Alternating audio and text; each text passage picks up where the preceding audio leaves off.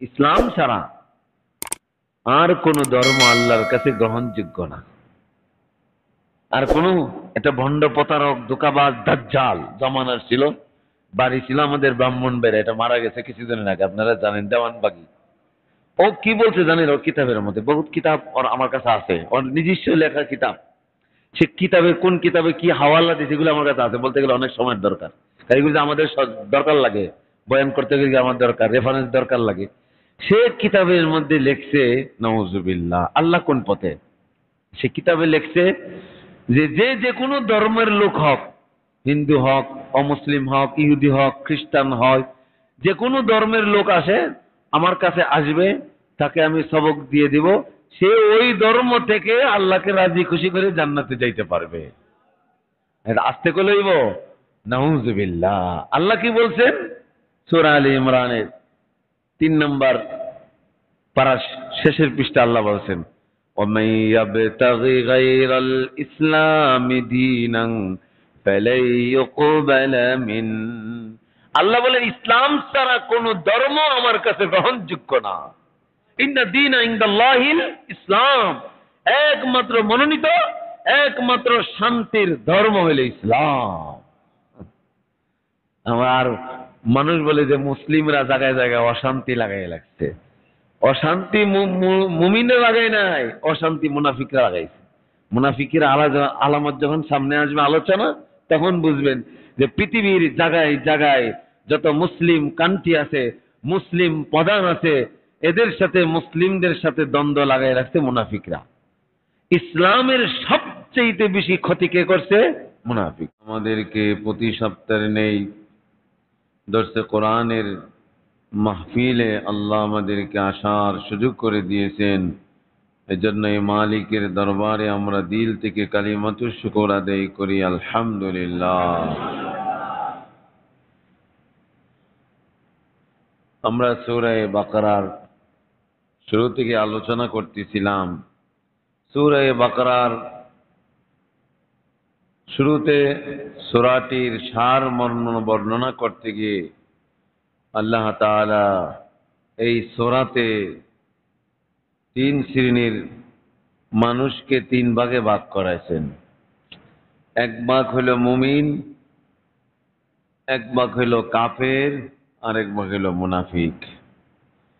আমরা মুমিনদের সম্পর্কে, যাদের ঈমানের দৌলত আর নিয়ামত আল্লাহ দান করেছেন, এই সূরার শুরুতে আল্লাহ মুমিনদের পরিচয় দিয়েছেন। মুমিন কারা? সংক্ষিপ্ত একটা পরিচয় দিয়েছেন। আর এই সূরার শেষে আল্লাহ পাক মুমিনদের একটা বিস্তারিত বর্ণনা দিয়েছেন। আমানার রাসূলু বিমা উনজিলা ইলাইহি মির রাব্বিহি ওয়াল মুমিনুন।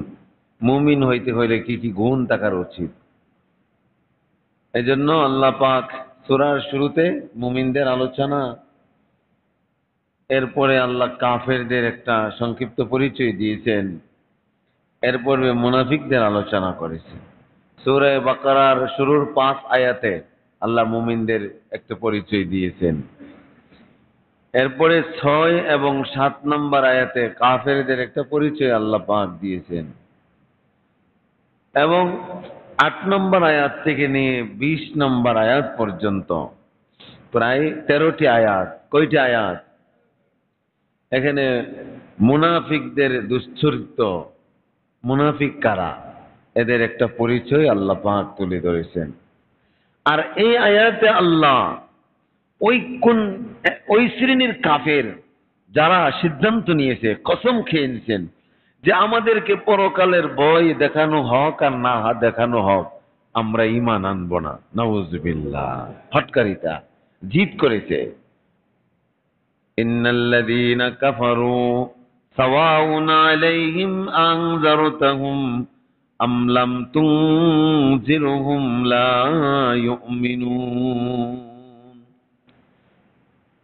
আল্লাহ নিশ্চয়ই ওই সকল লোক যারা কুফরি অবলম্বন করেছে, আনজারতাহুম আম লাম তুনজিরহুম লা ইউমিনুন, আপনি তাদেরকে বই দেখান আর না দেখান তাদের পক্ষে সমান।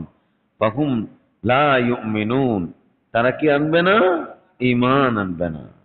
অনেক কাফের কি ঈমান আনে নাই? কাফেররা তো মুমিন হইতেছে, কাফেররা অমুসলিম মুসলিম হইতেছে, হচ্ছে না? কিন্তু এরা ওই সমস্ত কাফের, অন্যান্য তাফসীরের কিতাবে লিখছেন আবু জেহেল, আবু লাহাব, এরা সিদ্ধান্ত নিয়েছেন যে আমরা আমাদের ধর্মের উপরে চুন কালি মাখাইতে পারবো না, মুহাম্মাদের এই ধর্ম গ্রহণ করতে পারবো না, বাপদাদার ধর্ম আমরা ছাড়তে পারবো না।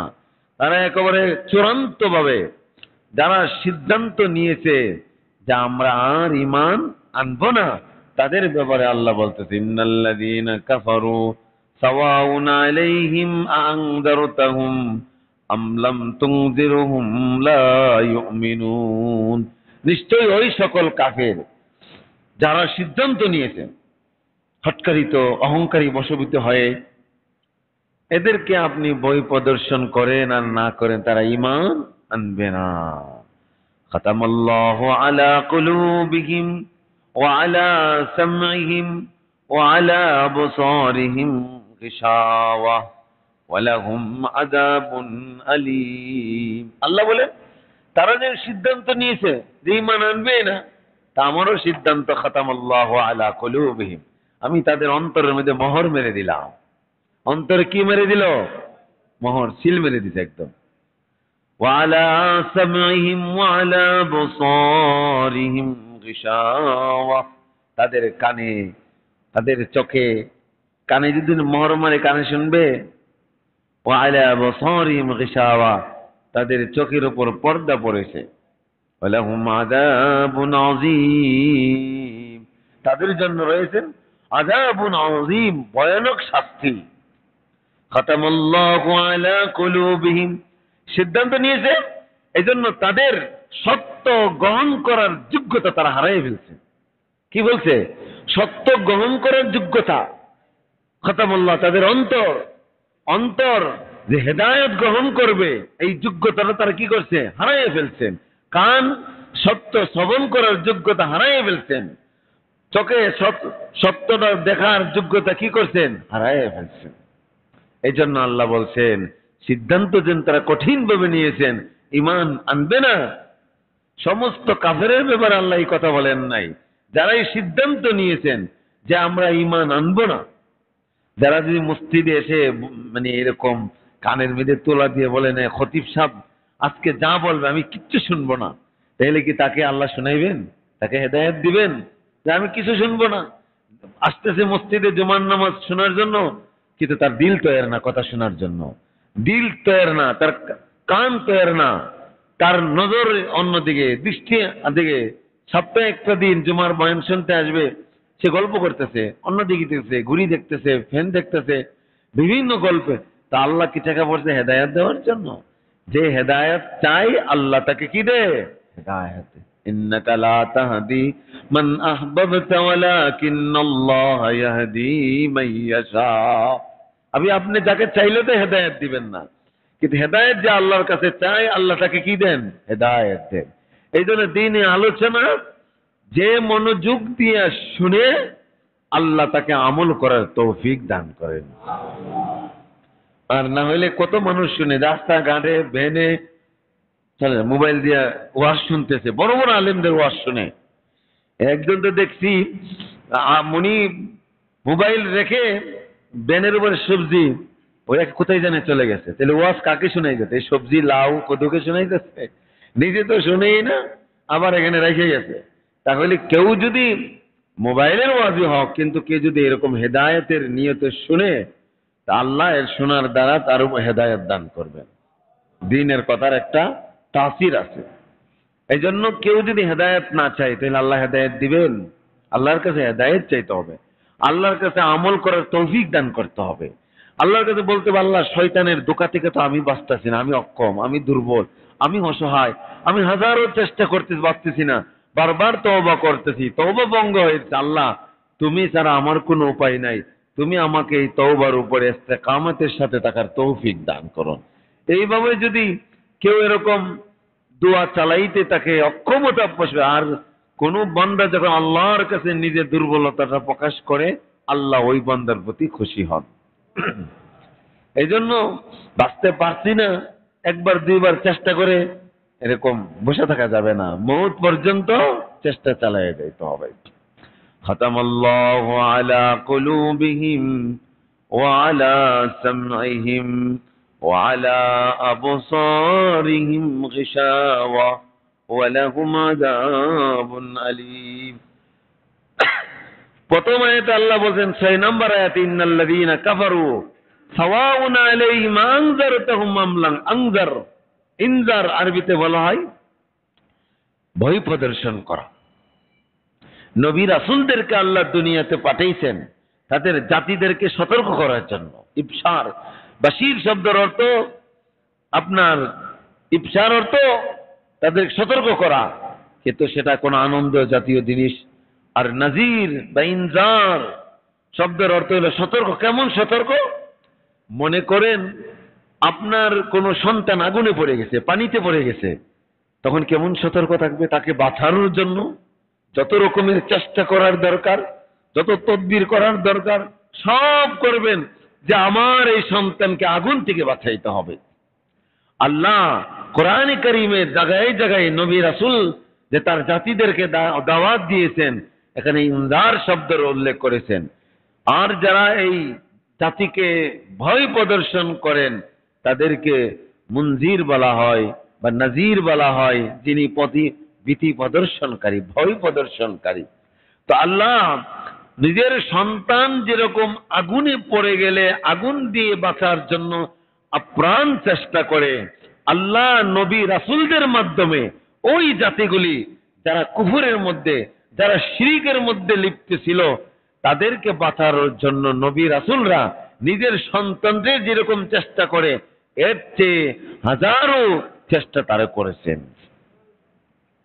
ইনজার অর্থ মানে মহাব্বত আর দরদ নিয়ে কেউ কাউকে সৎপথে আনার জন্য যেরকম চেষ্টা করে, মুফাসসিরিন কেরাম বলছেন নবী রাসূল এরকম দরদ আর মহাব্বত নিয়ে তাদের জাতিদেরকে জাহান্নাম থেকে বাঁচার জন্য ওইরকম চেষ্টা করেছেন। ইন্নাল্লাযীনা কাফারু সাওয়াউন আলাইহিম আনজারতাহুম আম লাম তুনজিরহুম লা ইউমিনুন। এইজন্য যারা সত্য গ্রহণ করার যোগ্যতাই হারিয়ে ফেলছে, যারা সিদ্ধান্ত নিয়েছে যে আমরা ঈমান আনবো না, তো তাদের ব্যাপারে আল্লাহ পাক এই আয়াত নাজিল করে জানাইছেন যে জাতিদেরকে এদেরকে ভয় করলে কোনো লাভ হবে না, এরা যেমন ছেলে এমনই ঈমান আনবে না। এজন্য আমরা তো আল্লাহর দরবারে হাজারো শুকরিয়া আদায় করা উচিত যে আল্লাহ আমাদেরকে ঈমানের মতন দৌলত আল্লাহ পাক দান করছেন। কারণ যারা ঈমান না, যারা মুমিন না, যারা আল্লাহর প্রতি পরকালের প্রতি ঈমান আর বিশ্বাস আনে নাই, এদের ব্যাপারে আল্লাহ পাকের ফয়সালা হলো ইন্নাল্লাযীনা কাফারু লাউ আন্না লাহুম মা ফিল আরদি জামিআন ওয়া মিসলাহু মাআহু লাফতাদাউ। আল্লাহ কোরআনে বলছেন কঠিন হাসরের ময়দানে ওরা যেন জাহান্নামের আযাব, জাহান্নামের শাস্তি যখন তারা দেখবেন, তো তাদের মনের অবস্থাটা কেমন হবে? তারা তখন বলতে থাকবে হায় ইন্নাল্লাযীনা কাফারু লাউ আন্না লাহুম মা ফিল আরদি জামিআন ওয়া মিসলাহু মাআহু। দুনিয়ার যত অর্থ সম্পদ আছে, ইন্নাল্লাহু আন্না লাহুম মা ফিল আরদ, জমিনের মধ্যে যত অর্থ সম্পদ যা আছে এবং ওই পরিমাণ আর অর্থ সম্পদ দিয়েও যদি জাহান্নামের মুক্তিপণ হিসাবে দিয়ে যে জাহান্নামের আযাব থেকে বাঁচা যাইতো, তারপরেও তো এটা দেওয়ার দরকার ছিল। আল্লাহ বলেন তোমরা যদি এরকম পরিমাণও দাও, যেহেতু তোমরা মুমিন না, ঈমান নিয়ে আসো না, তোমরা যদি ওই পরিমাণ আন্না লাকুম মা ফিল আরদি জামিআ, এই আসমান জমিনে যা কিছু আছে এই পরিমাণ আরো যদি তোমরা মুক্তিপণ হিসাবে দাও, মা তাকুব্বিলা, তোমাদের এগুলি গ্রহণ করা হবে না। এগুলির দ্বারা জাহান্নামের আযাব থেকে বাঁচা যাবে না। তাইলে আমার অর্থ, আমার সম্পদ, বাড়ি, গাড়ি, নারী সব আছে, ঈমান নাই, তাহলে কি আমি পরিকাল থেকে বাঁচাইতে পারবো? আরেকটা মানুষ ঘর নাই, বাড়ি নাই, থাকার ব্যবস্থা নাই, ভালো খাবার নাই, ভালো কাপড় নাই, মোটা কাপড় পরে, হ্যাঁ, মোটা চাউল খায়, যেখানে রাত এখানে কাত, বালিশও নাই, হাতের নিচে মাথার নিচে হাত দিয়ে ঘুমিয়ে যায়, কিন্তু এর কষ্টের ভিতর দিয়েও সে আল্লাহকে রাজি খুশি করে দুনিয়া থেকে বিদায় নিল। আল্লাহ এই লোকটাকে 10 দুনিয়ার সমপরিমাণ জান্নাতের মালিক বানায়া দিবে। আরেকটা লোক, তার ক্ষমতা ছিল, অর্থ ছিল, সম্পদ ছিল, সব ছিল, আরাম আয়েশের সুখ শান্তির কোনো অভাব ছিল না। হ্যাঁ, গড়ে হইছি, গাড়িতে হইছি, অফিসে হইছি, মসজিদে আসলো তো এসে আসি, কিন্তু পুরা কবল মসজিদে আসে নাই। সব জায়গায় এসেই ব্যবহার করছে। আল্লাহর নিয়ামত সে পায়ে আল্লাহ শুকরিয়া আদায় করে নাই। এসি ঘরের ভিতরে কি নিয়ামতের শুকর আদায় করা যায় না? ওখানে তার বেশি করা যায়। আপনি এসি চালাই সারা রাত তাহাজ্জুদ পড়েন না, তা আরো আরামে পড়তে পারবেন। আপনি এসি চালাই দিন, 11টার ভিতরে ঘুমিয়ে গেলেন, আপনি 3টা অ্যালার্ম দেন, উঠে গেলেন, তবে তো আরো তাহাজ্জুদের আরো সময় থাকে, আরো তো প্রায় 1.5 ঘন্টার মতো সময় থাকে। তাহলে আরাম আল্লাহ পাক যেহেতু আরাম দিয়েছে, তাহলে এই যে আল্লাহ দিছে, অর্থ দিছে, সম্পদ দিছে, নিয়ামত দিছে, দিয়েছে কে? আল্লাহ। তাইলে এই মালিকের শুকর আদায় করতে হবে না? তো সুখ শান্তির ভিতরে দিয়েও যদি আল্লাহকে রাজি খুশি করে যাইতে পারে, আল্লাহ তার জন্য তো দেশ দুনিয়ার সমপরিমাণ জান্নাতের মালিক বানায় দিবে। কিন্তু এত সুখ শান্তির পরেও যে এই লোকটা আল্লাহকে বড় করল, আল্লাহকে অস্বীকার করছে, পরকালকে অস্বীকার করছে, নবীকে অস্বীকার করছে, নবীর রিসালাত কোরআনকে মানে নাই, গ্রহণ করে নাই, তাহলে এই দুনিয়া কেন, আরো 10 দুনিয়া দিয়েও কি মুক্তিপণ হিসাবে মুক্তি পাওয়া যাবে? মুক্তি পেতে হলে একমাত্র আমাকে ঈমান আর ইসলাম নিয়ে কবর যাইতে হবে।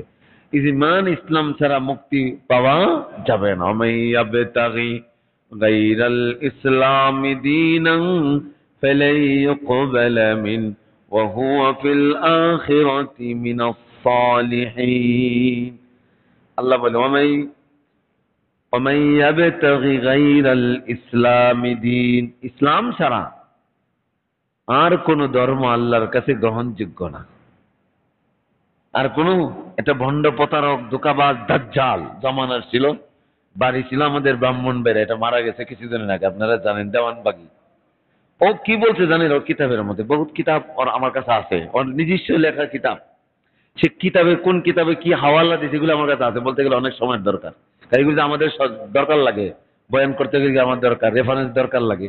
সে কিতাবের মধ্যে লিখছে, নাউজুবিল্লাহ, আল্লাহ কোন পথে, সে কিতাবে লিখছে যে যে কোনো ধর্মের লোক হোক, হিন্দু হোক, অমুসলিম হোক, ইহুদি হোক, খ্রিস্টান হয়, যে কোনো ধর্মের লোক আসে আমার কাছে আসবে, তাকে আমি সবক দিয়ে দিব, সে ওই ধর্ম থেকে আল্লাহকে রাজি খুশি করে জান্নাতে যাইতে পারবে।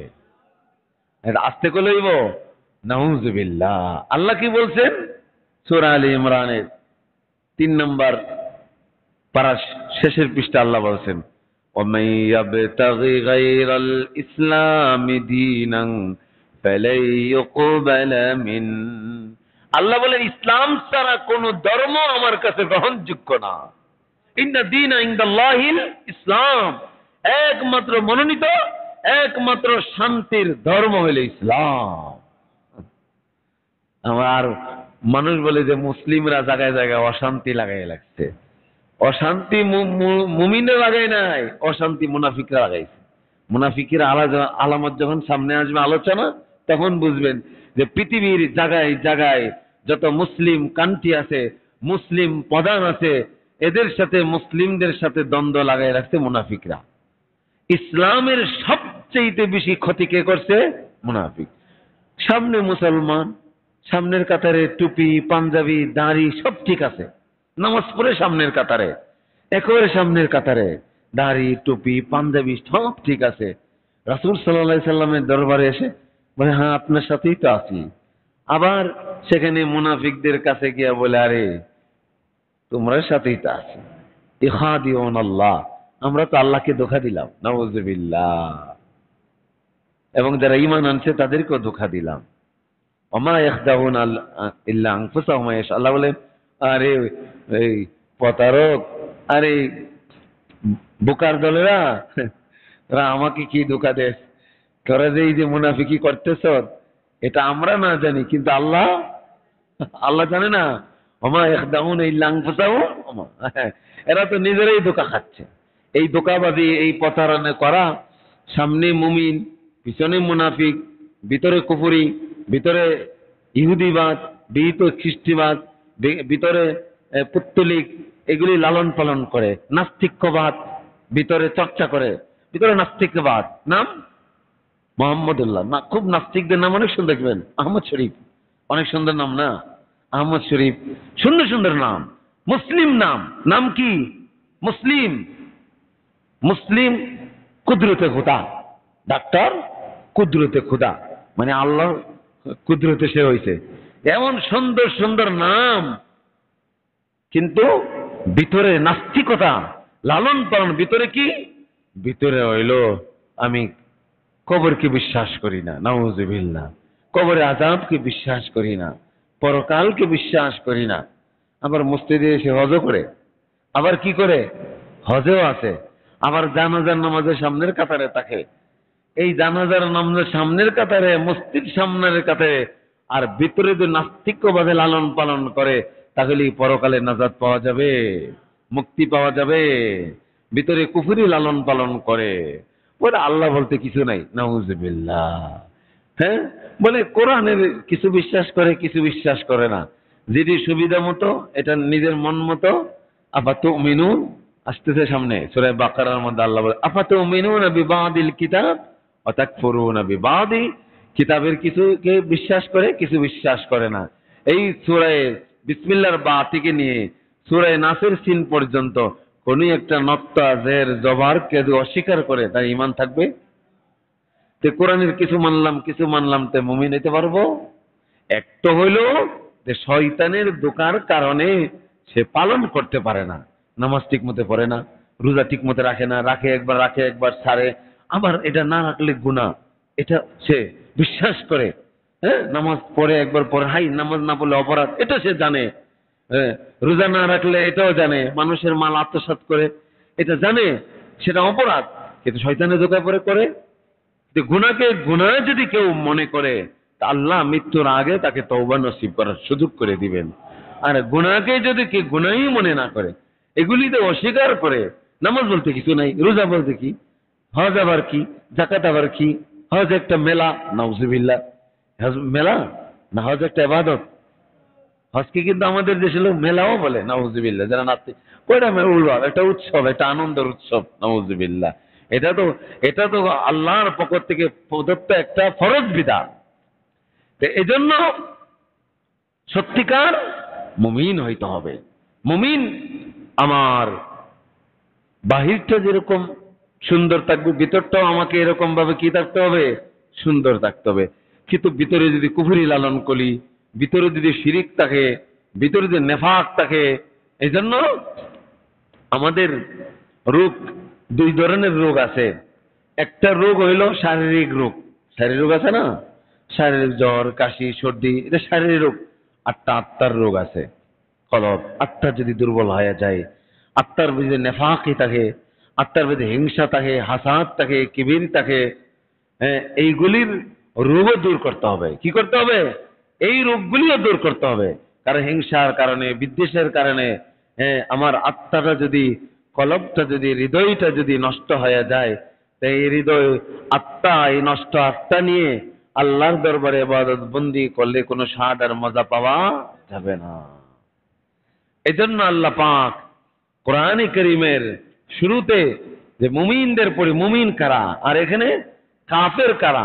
হ্যাঁ, তাহলে কাফের যারা আল্লাহকে অস্বীকার করে, পরকালকে অস্বীকার করে।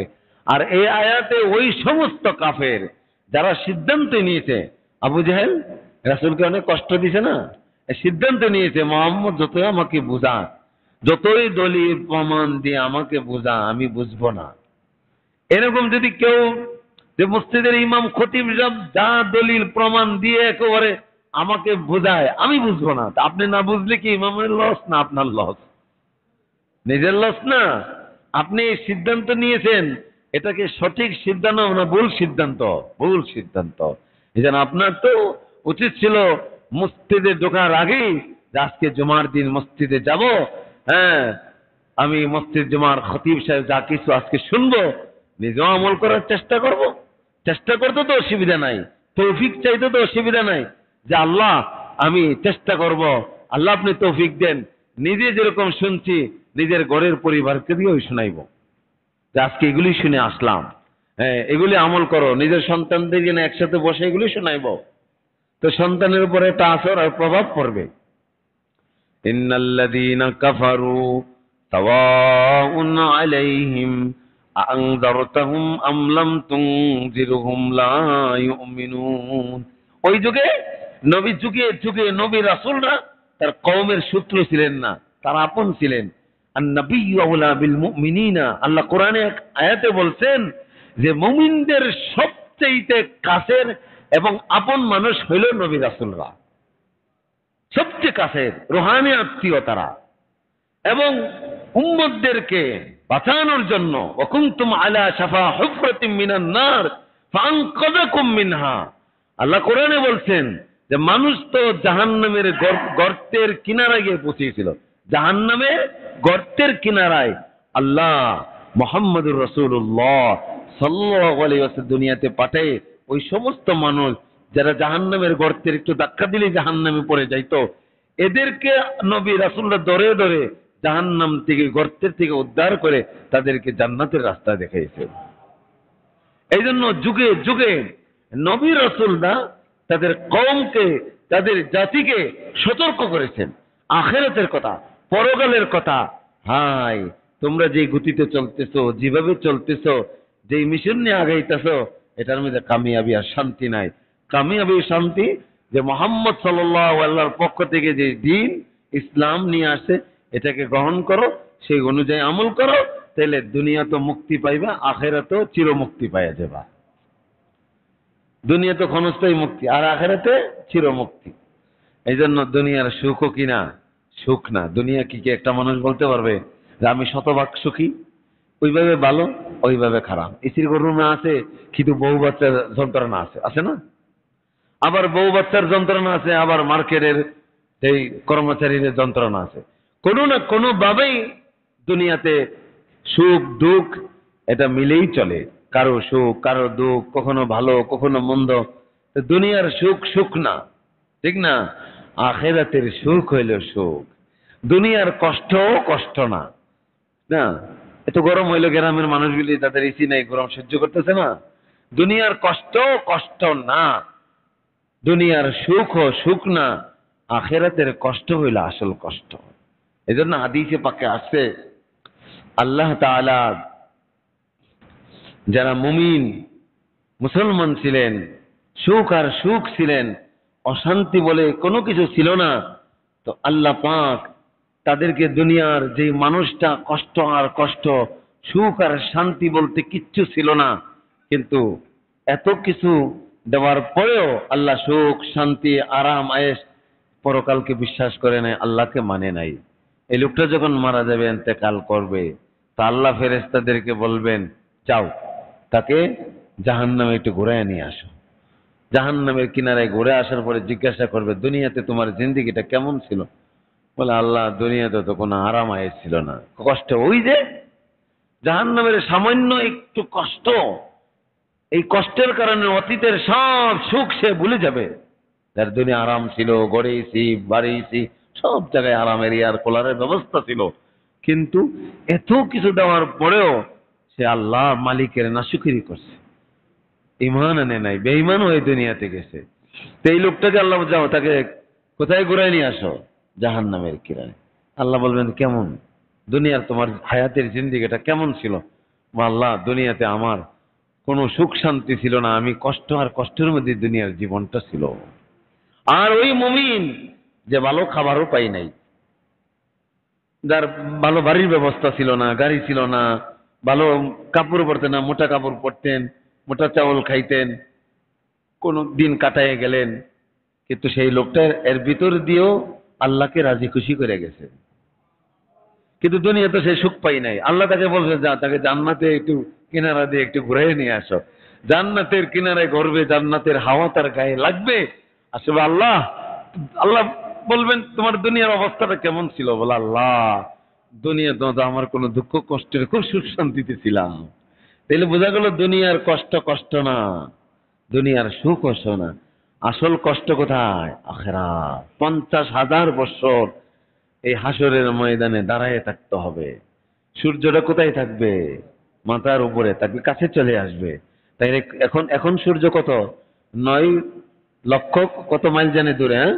এত দূরে হওয়ার পর সূর্যের তাপের কি অবস্থা, ছাতা ছাড়া বের হওয়া যায় না। আর তখন সামনে চলে আসবে, তখন কি অবস্থা হবে?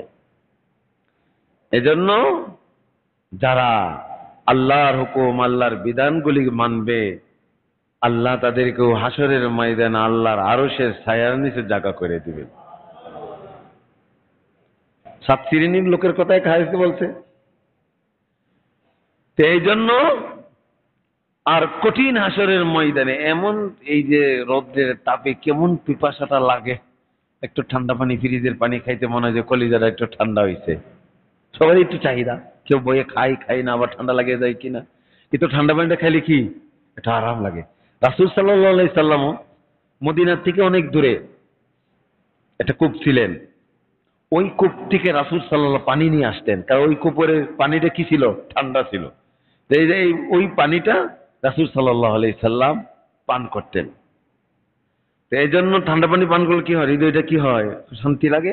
তো এই জন্য হাসরের ময়দানে আল্লাহ পাক যারা আল্লাহর বিধান আর নবীর তরিকা মতে দুনিয়ার জীবনটা পরিচালনা করবে, আল্লাহর বিধান রাসূলের তরিকা অনুযায়ী, আল্লাহ কঠিন ওই হাসরের ময়দানে যে সূর্যটা কাছে চলে আসবে, মানুষের মগজগুলি, মাথা ফেটে মগজগুলি বাতের টকবক করতে থাকবে কঠিন হাসরের ময়দানে। যারা আল্লাহকে রাজি খুশি করে, আল্লাহর নবীকে রাজি করে, আল্লাহ এবং আল্লাহর রাসূলের বিধান অনুযায়ী জীবন পরিচালনা করে দুনিয়া থেকে বিদায় নিছে, কঠিন হাসরের ময়দানে পিপাসাত মুহূর্তে আল্লাহর নবী বরকতি হাতে তার উম্মতকে হাউজে কাউসারের পানি পান করাইবে। এই জন্য ঈমান নিয়ে দুনিয়াতে চাইতে হবে। এই জন্য দুনিয়াতে বহুত ঈমান চোর আছে, আপনার ঈমানকে নিয়ে যাইতে হবে, সজাগ থাকতে হবে।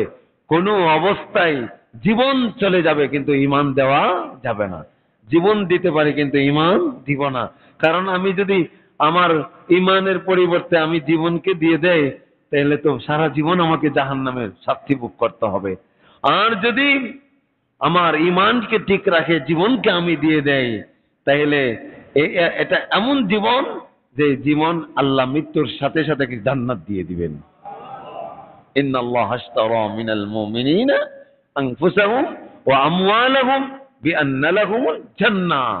তুমি তোমার জানের বিনিময়ে, তোমার মালের বিনিময়ে ঈমান দিও না। কারণ আল্লাহ বলেন, ইন্নাল্লাহা আশতারা মিনাল মুমিনিনা আনফুসাহুম, আমি মুমিনদের জান মাল জান্নাতের বিনিময়ে কিনে ফেলছি। সুবহানাল্লাহ। তারা আমাকে জান দিবে, মাল দিবে। জান আল্লাহর রাস্তায় দেওয়ার সময় হলে দিবে, মাল আল্লাহর রাস্তায় দেওয়ার সময় যখন আসবে সে দিবে। এই দুই কাজ যদি করে, আল্লাহ বলে এর বিনিময়ে আমি বিল জান্নাহ তাকে জান্নাত দান করব। আল্লাহ তাআলা আমাদের ঈমান মওত পর্যন্ত যেন ঈমানের উপরে ইস্তেকামতের সাথে থাকতে পারি, আল্লাহ আমাদেরকে তৌফিক দান করুন। সকলেই বলে আমিন। ওয়া আখিরু আলহামদুলিল্লাহি।